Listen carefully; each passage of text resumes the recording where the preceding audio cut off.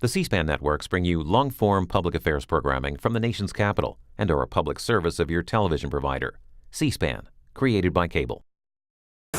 As a result, it is my view that if a Supreme Court justice resigns tomorrow or within the next several weeks, or resigns at the end of the summer, President Bush should consider following the practice of a majority of his predecessors and not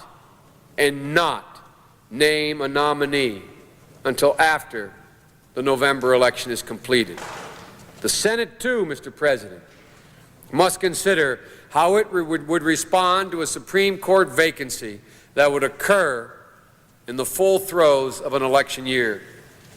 It is my view that if the President goes the way of Presidents Fillmore and Johnson and presses an election year nomination, the Senate Judiciary Committee should seriously consider not scheduling confirmation hearings on the nomination until after the political campaign season is over.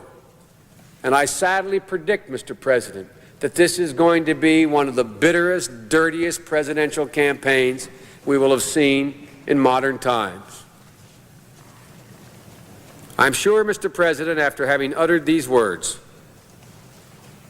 some will criticize such a decision and say that it was nothing more than an attempt to save a seat on the court in hopes that a Democrat will be permitted to fill it.